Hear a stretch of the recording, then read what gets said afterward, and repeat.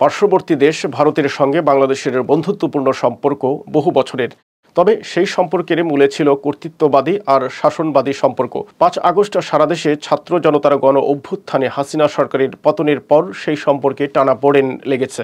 সম্প্রতি ভারতের মিডিয়ার প্রোপাগান্ডা, ইসকনকে কেন্দ্র করে হাইকমিশনে হামলা আর বাংলাদেশিদের চিকিৎসা না দেওয়ার কথা উঠলে দুই দেশের পররাষ্ট্র নীতিও গিয়ে ঠেকেছে তলানিতে। ভারতের পশ্চিমবঙ্গের কিছু চিকিৎসক বলেছে, চিকিৎসা নিতে হলে ভারতের জাতীয় পতাকায় প্রণাম করতে হবে। কিছু কিছু চিকিৎসক বাংলাদেশিদের নাম শুনলে চিকিৎসা দিতে নারাজ, তাই চিকিৎসার জন্য ভারতমুখী হতে চাইছে না বাংলাদেশ।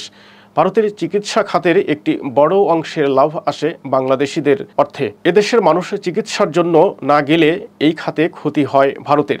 বাংলাদেশের মানুষদের জন্য পশ্চিমবঙ্গের হাসপাতালগুলোকে ঘিরে তৈরি হয়েছে অনেক হোটেল। তাদের ব্যবসার সবচেয়ে বড় অংশ আসে বাংলাদেশিদের থেকে। ভারত বিমুখ হওয়ার ধস নেমে এসেছে এসব হোটেল বাণিজ্যে। এছাড়া প্রতিবেশী দেশ হওয়ায় ভাষা সংস্কৃতিতে মিল রয়েছে ভারতের সাথে। আর বাংলাদেশের বিশাল সংখ্যক পর্যটক প্রতি বছরই ঘুরতে যেত ভারতে।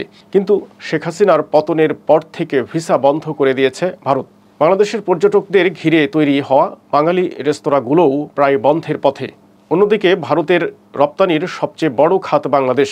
দুই দেশের সম্পর্কের অবনতিতে স্বাভাবিকভাবেই পাকিস্তানমুখী হয়েছে বাংলাদেশ।